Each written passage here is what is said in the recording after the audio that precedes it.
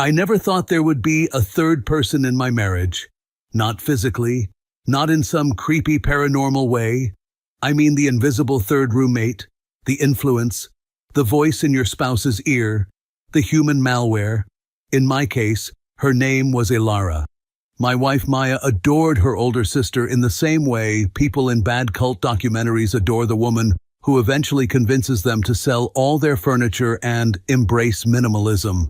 Ilara was 5 years older, twice as loud, and so aggressively confident about everything that even her wrong opinions walked into a room like they paid rent. If Ilara said oat milk was a government experiment, Maya would nod and switch brands. If Ilara said men were only romantic when they feared losing you, Maya would repeat it 3 days later like she had personally discovered fire. I knew all this. I just did not realize, at the time, that my marriage was about to get mugged by a woman with expensive highlights and the moral backbone of a casino hostess. For context, I am not some clueless golden retriever husband who smiles through disrespect and then goes to the garage to process his feelings by organizing screwdrivers. I notice things. I just do not always react immediately, because reacting too early is how you warn snakes you have seen them. And I had seen Ilara. She had that very specific way of talking to me that technically stayed inside the boundaries of politeness while still feeling like she was trying to unzip my life with her eyes. "Caleb, you always smell amazing. How do you do that?" "Soap, Ilara. Some of us have a committed relationship with it." Or, "Maya is lucky. Men like you don't come around often." That one always came with a pause after lucky. A little pause. The kind of pause that should come with a siren and a small legal disclaimer. Maya never noticed it. Or maybe she did and filed it under, "That's just Ilara being Ilara." Still, life was stable. I had my business. My family had money long before I built anything myself, which meant people loved assuming I was just some rich son coasting downhill in a Mercedes fueled by inherited arrogance. I actually worked. A lot. Enough that our house, our vacations, and Maya's random seasonal hobbies were paid for by my stress, my meetings, and whatever part of my soul I had leased out to email. Maya worked too, though not in the same way. But I loved her. Or at least I loved the version of her that still existed before Ilara started trying to turn our marriage into an experiment with a stupid hypothesis. The first real crack came on a Thursday. I returned home earlier than expected because the client canceled the meeting. I pulled into the driveway, cut the engine, and noticed Ilara's white SUV parked in front of the house. Fantastic. Nothing good had ever entered my home from that vehicle.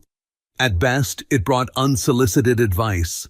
At worst, it brought candles that smelled like emotional instability and cost more than a decent steak. I walked in quietly through the side entrance because I planned to head upstairs, change, and emotionally prepare myself for 27 minutes of Ilara using words like intentional and feminine power, while eating food I had paid for. Instead, I heard voices from the kitchen. I stopped. Ilara was talking first. "You are too available." Maya sighed. "What does that even mean?" "It means he knows you're there. Men get lazy when they feel secure." I leaned one shoulder against the wall and closed my eyes.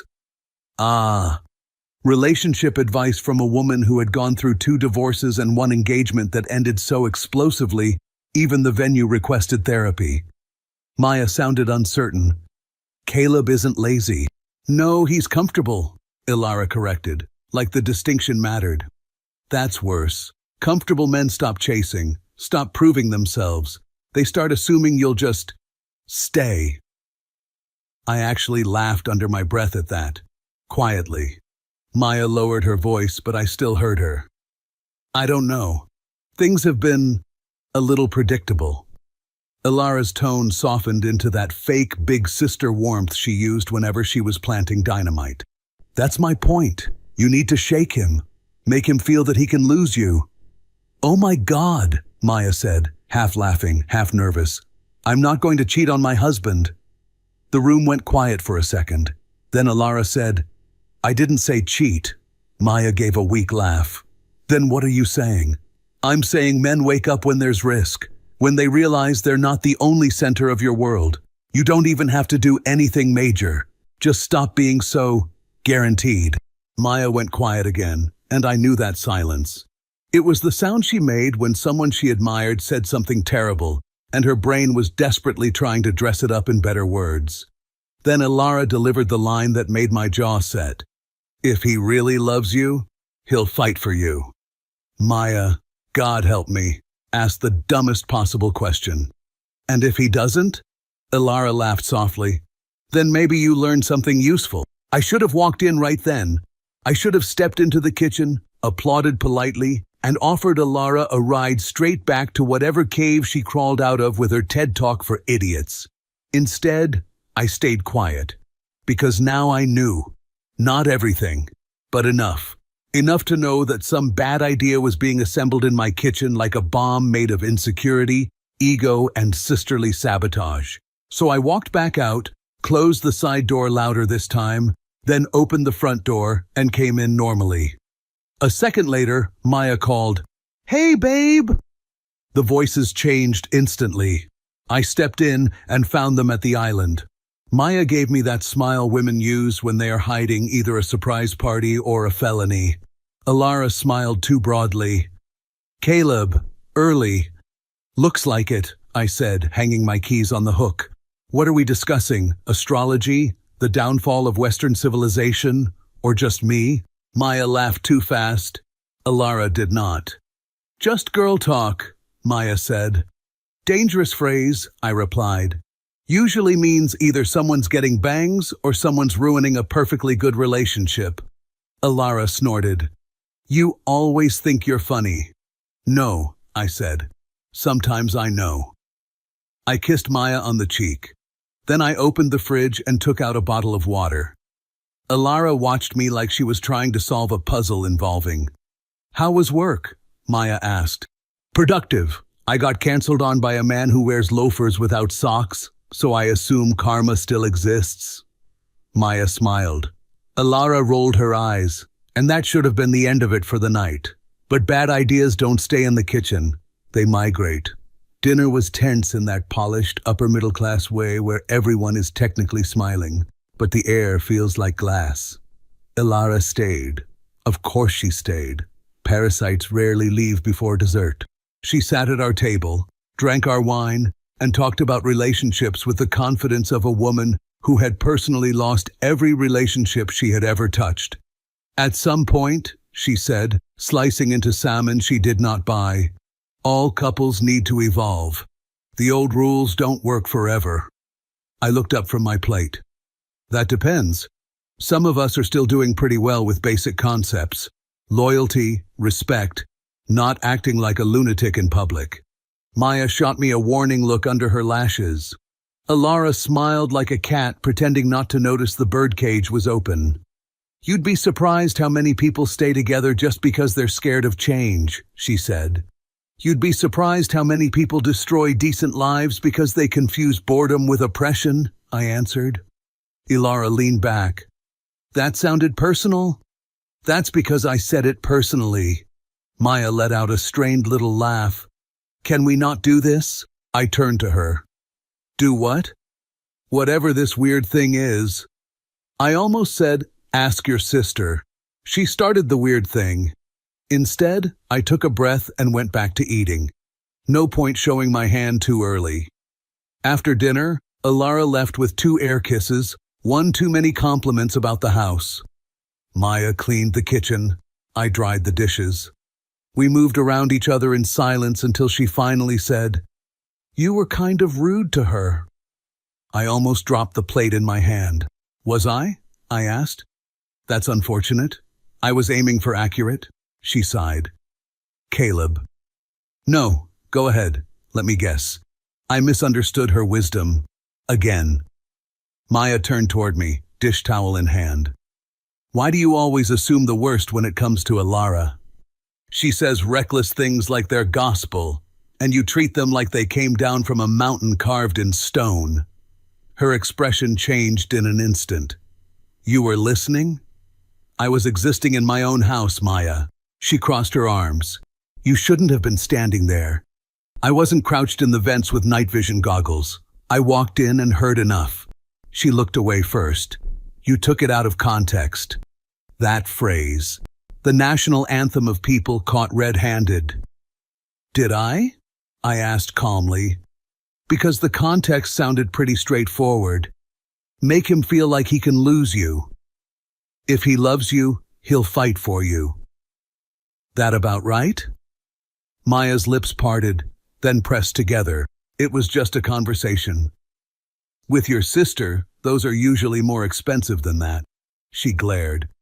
Why are you being like this?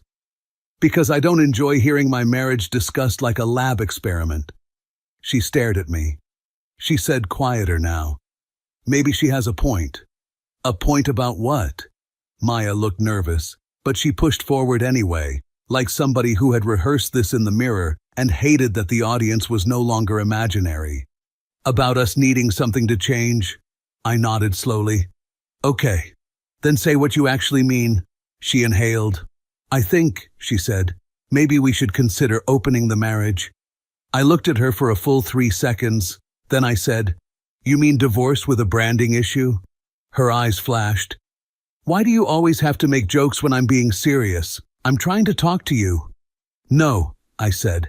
You're trying to sell me a disease and calling it personal growth. Maya's jaw tightened. People do this. Yes, I said. Idiots, narcissists, people with podcasts. She stepped closer, angry now. It wouldn't be about replacing you. That's comforting, so I'd still technically be your husband while you sampled side quests? You're twisting this. No, I'm clarifying it. She looked furious, but beneath that fury I saw something even uglier. Conviction. Not her own. Borrowed conviction. The kind people wear when somebody else has talked them into feeling brave. It could make us stronger, she said. I laughed so hard I had to put a hand on the counter. Oh, that is absolutely Alara's wording. I can hear the champagne and bad decisions in every syllable. Stop blaming her for everything. I blame her for the things she does. This is one of them. Maya shook her head. You're impossible. And you're out of your mind if you think I'm agreeing to that. I'm not asking for permission. The room went very still. I looked at her. You should hear how crazy that sounded out loud, I said. She swallowed but kept going. Maybe the fact that you're reacting like this proves why we need something different. No, I said softly. What it proves is that your sister found a weak spot in your ego and convinced you rebellion is the same thing as depth. Maya stared at me like I had slapped her. I picked up my glass, took a sip of water, and set it down. Let me save us both some time, I said. You want to talk about what's missing in this marriage? Fine, we can do that. We can go to counseling. We can have ugly, honest conversations. But if your grand solution is to sleep your way toward clarity, you can do it as a single woman. Her eyes widened. So that's it? You'd throw us away over this? No, I said. You're the one taking a sledgehammer to the foundation. I'm just refusing to hold the handle for you. She opened her mouth again, but I was done. I took my phone from the counter and walked past her. Where are you going? She snapped. To my office, I said. Because I'd rather answer emails from men I despise than continue this episode. Caleb! I turned back once. If Ilara wants to date a married man so badly, I said, tell her to find one with less self-respect.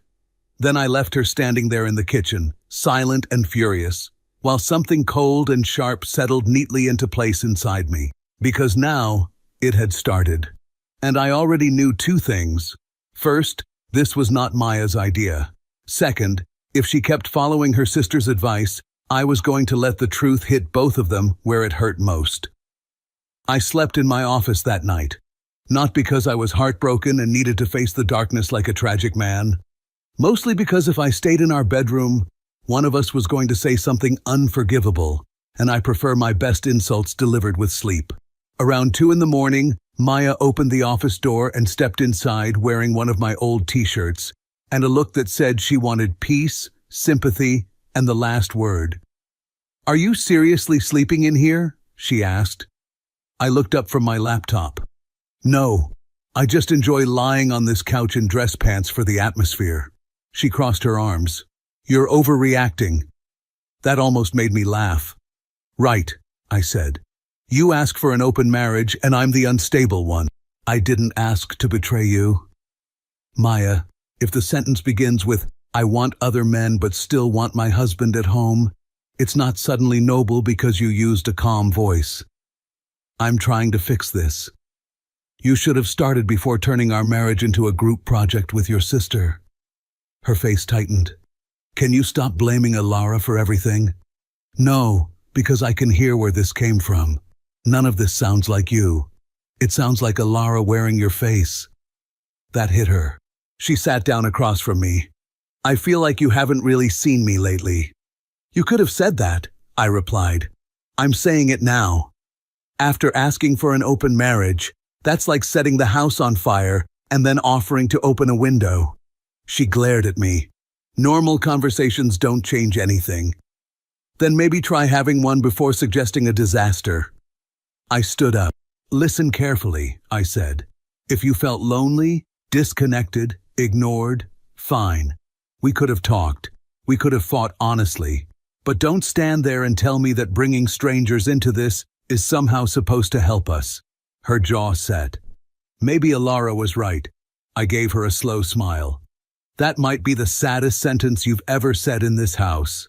She snapped back. She said you'd make this all about control. No, I said. I'm making it about dignity. Mine. She went quiet. Then I finished it for the night. I'm not agreeing, I'm not negotiating, and I'm not going to compete for my own wife like this is a game show. If you want out, say you want out, but don't dress it up as growth. I pointed at the door. Go to bed, Maya, and maybe tomorrow your sister can explain how self-destruction became empowerment. She slammed the door on the way out. The next morning felt quiet in a way that had nothing to do with peace. Maya was in the kitchen, dressed, stiff, holding coffee like it was moral support. Morning, she said. Technically, I answered. I poured myself coffee. She watched me like she was waiting for me to become softer overnight. Didn't happen. I don't want us to keep doing this, she said. Then stop doing this. Her face hardened. I haven't done anything. Yet. She opened her mouth to argue, but then her phone lit up on the counter. One glance at the screen, and her whole expression changed. She picked it up fast. Hey, she said quietly, turning away. Pause. No, he's here. Another pause. I know. Then she hung up. I took a sip of coffee. Let me guess. Alara calling to check whether the patient survived her treatment? Maya gave me a tired look. She was asking how I was. Of course. Arsonists do love post-fire updates. She grabbed her bag. I'm going out later. I nodded. How progressive. I'm meeting friends. She left. I stood in the kitchen for a few seconds, then called Owen. He answered immediately. Why do you sound like you're about to bury someone? He asked. Maya asked for an open marriage. Then, I'm sorry, what? You heard me. He exhaled hard. And you said no? I said absolutely not. Good. For a second I thought you'd hit your head and started reading relationship books written by women who own too many candles. I leaned back on the stool. It's Alara. I heard them talking yesterday. She's been feeding Maya this nonsense about making me jealous, so I'll fight for her. Owen groaned. That woman is poison in a nice blazer. She wants chaos, I said. Maya wants a reaction. And neither of them seems to understand I'm not auditioning for the role of desperate husband. So what now? Now I watch. I listen. And if Alara pushes this any further, I end it properly. Owen was quiet for a second, then said, Do you think Alara wants to be with you? I laughed once. Owen, she wanted to be with me years earlier. She just finally found a way to get closer without looking obvious. That bad?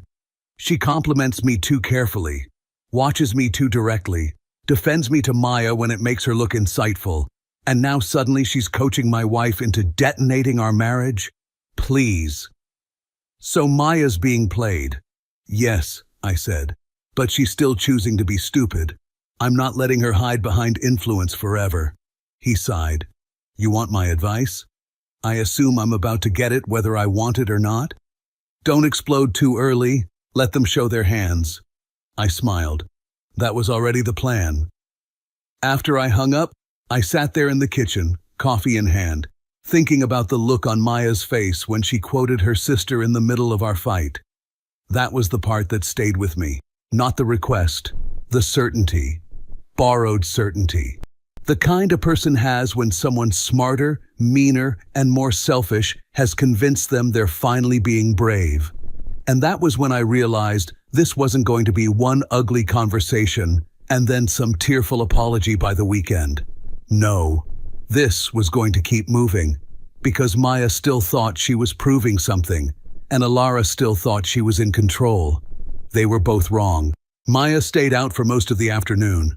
By 3, I had answered emails, reviewed 2 contracts, and developed a new appreciation for silence. By 4, that ended. My phone buzzed. Alara. For one beautiful second, I considered throwing the phone into the pool and letting chlorine handle what good manners could not. Instead, I looked at the screen. Her message read, "Checking on you. Rough night?" I stared at it. There are messages that say too much by pretending to say very little. That was one of them. I typed back, "If this is concern, you should practice until it's less obvious. You're defensive." I smiled. "And you're in my marriage too often." A longer pause that time. Then, "Maya is emotional. I'm just trying to help." There it was. The liar's favorite costume. Concern. I replied, "If this is what your help looks like, I'd hate to see your sabotage." Then, "You always were sharper than she knew what to do with." I looked at the message and actually laughed, subtle as a brick through a church window. I took a screenshot, locked my phone, and set it face down on the desk. An hour later, Maya came home. She set her bag down and took off the glasses. Her eyes were a little red. I leaned back in the chair and looked at her from the dining room. "Bad lunch?" I asked. She gave me a tired look. "Can we not do this right now?" "That depends. Are you here to apologize, explain, or continue auditioning for the worst idea of the year?" She closed her eyes for a second. I met Alara. I let out a soft breath through my nose. There's a sentence that has improved absolutely nothing in recorded history. She was just checking on me. Sure she was. Maya walked into the kitchen and poured herself water.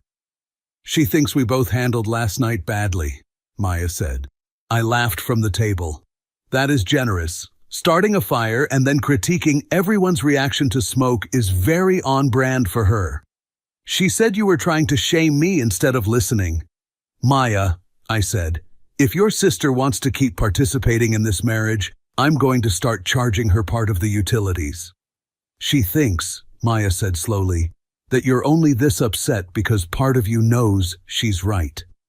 I stared at her for 2 seconds. Then I smiled. "Of course she does." "What does that mean?"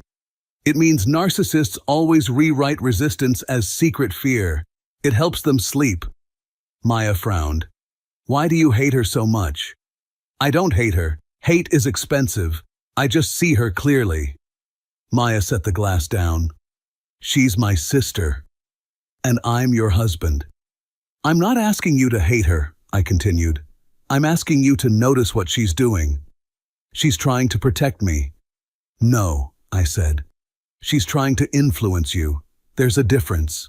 Maya shook her head. "You don't know that." I reached into my pocket, took out my phone, unlocked it, and slid it across the counter. "Read that." Her eyes moved down to the screen, to Alara's messages. I watched Maya's face change in stages: confusion, recognition, denial. Then that very specific expression people get when a truth walks into the room and sits down whether they invited it or not. Maya stared at the phone. She pushed the phone back toward me and crossed her arms, but there was less confidence in it now. "She still thinks we need something to change." I laughed under my breath. "Amazing. Even after flirting with her sister's husband, she still finds time to advise us. Maya's eyes flashed. She was not flirting. Then your standards for inappropriate behavior are somehow even worse than I thought. Why are you acting like I'm the enemy? She demanded. I lowered my voice. Maya, listen to me. I'm not saying this to win. Your sister is not helping you. She's feeding you a fantasy where chaos makes you more desirable and disrespect makes me chase you harder. That fantasy only works on weak men and stupid ones. I'm neither. She looked down. Her voice, when it came, was quieter. So what now? Now that was the first smart question she'd asked in 2 days. Now, I said, you decide whether you want to be married to me or coached by your sister, because you do not get both. She was quiet. Then the doorbell rang. Maya frowned. Are you expecting someone? No. I walked to the door and opened it. Ilara stood there, smiling like nothing had happened. Hi, she said. I thought we should talk. I looked at her, then at the box in her hand. Did you bring dessert? I asked. Or just more bad ideas?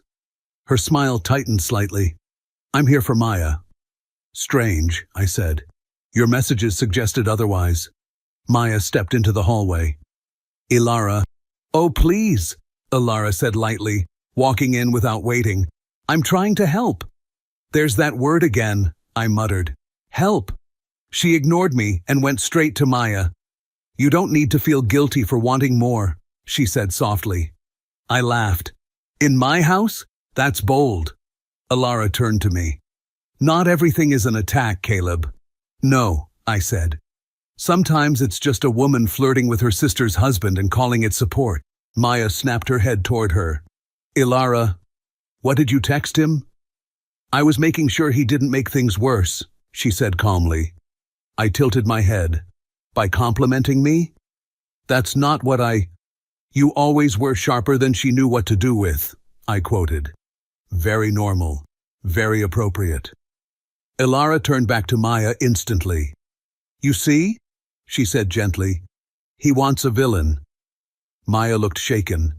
Ilara picked up her bag. I'll call you later, she told her, then glanced at me. After she left, the house went quiet.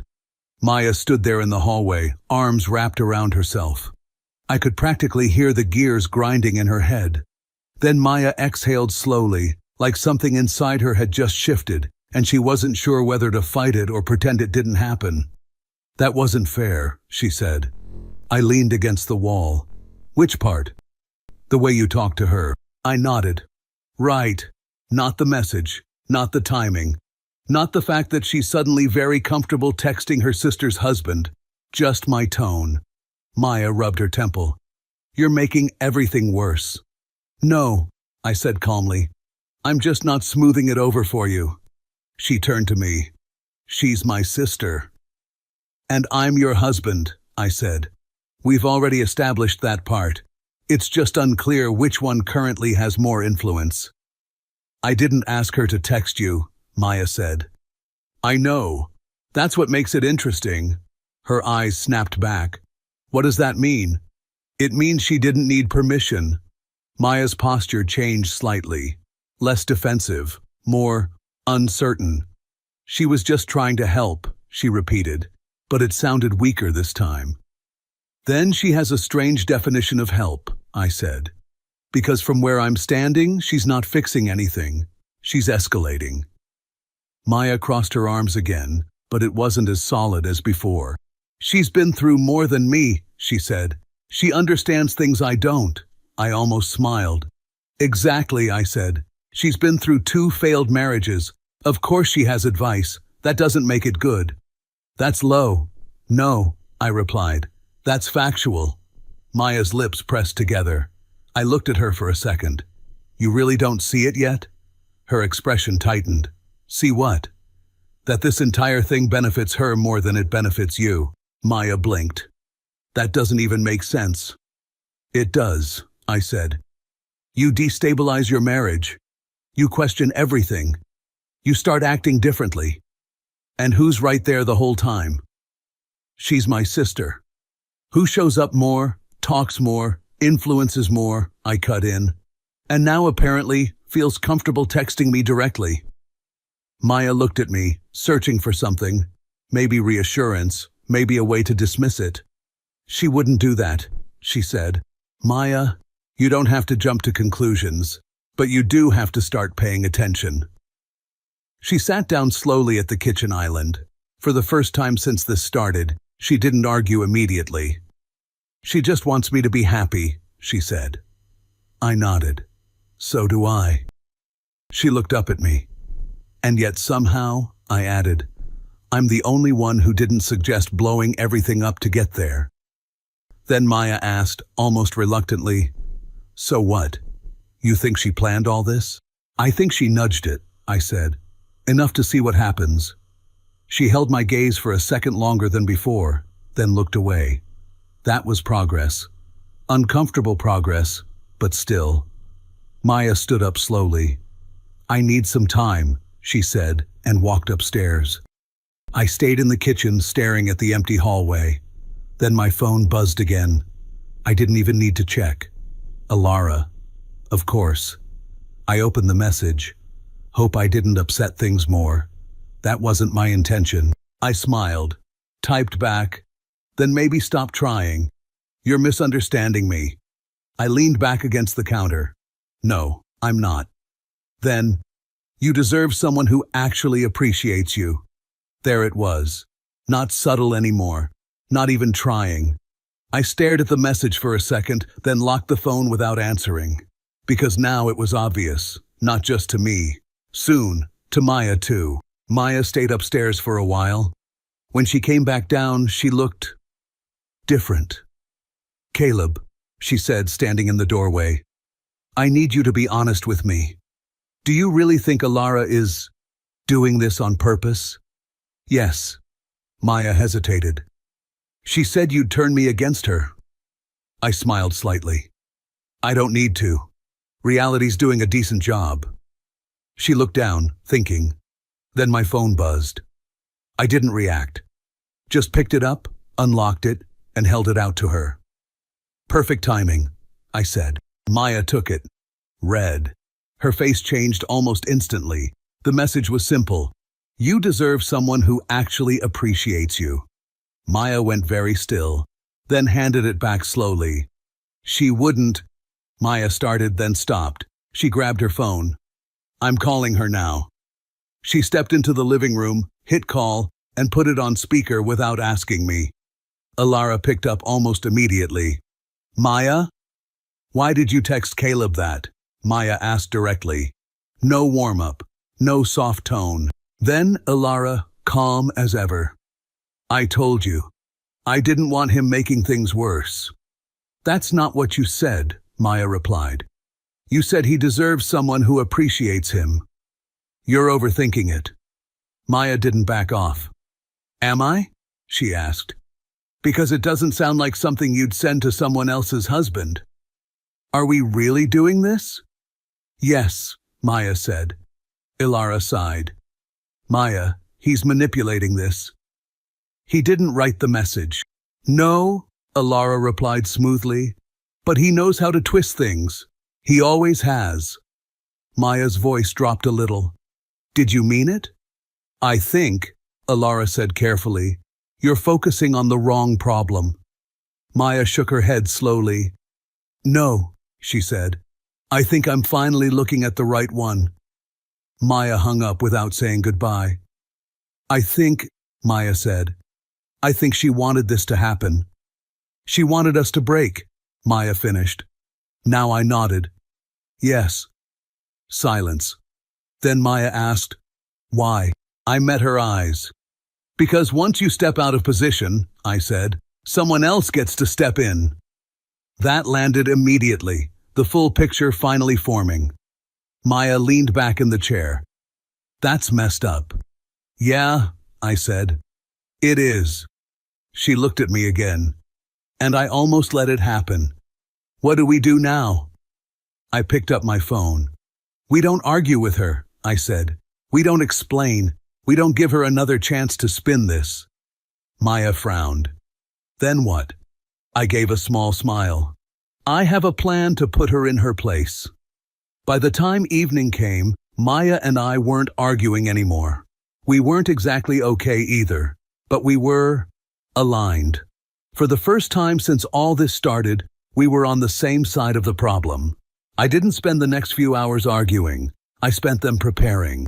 I pulled out every message, every line that mattered, cleaned it up, and made sure there was no room for interpretation, no emotion, no guesswork, just her words, exactly as she sent them.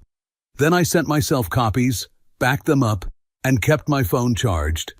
If Ilara wanted to play this in front of family, I was going to make sure she couldn't rewrite a single second of it.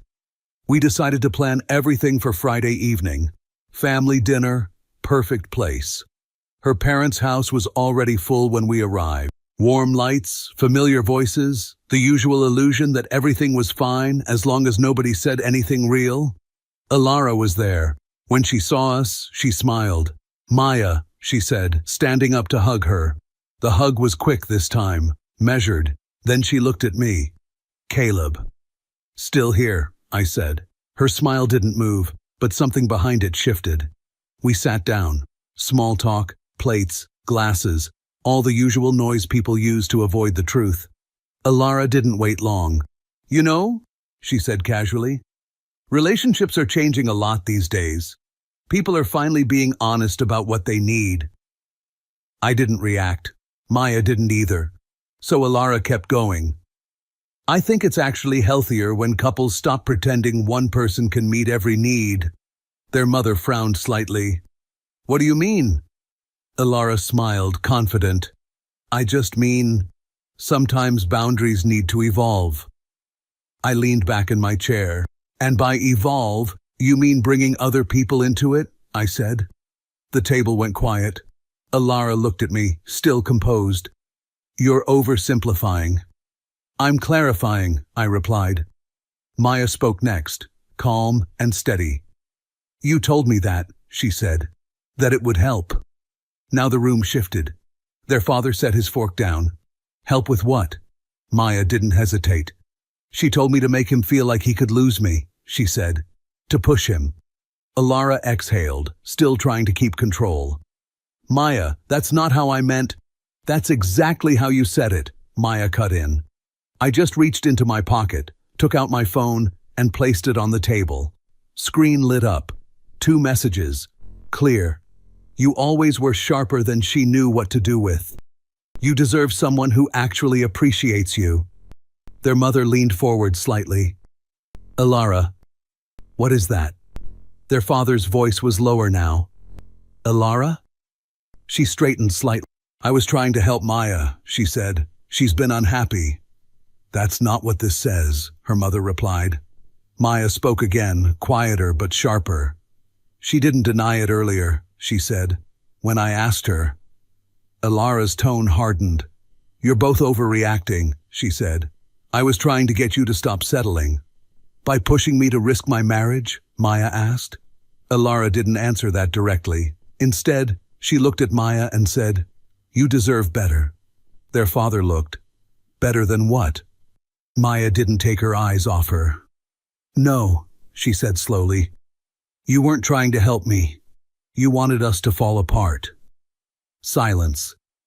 "You didn't try to fix anything," I added. "You just waited for your turn."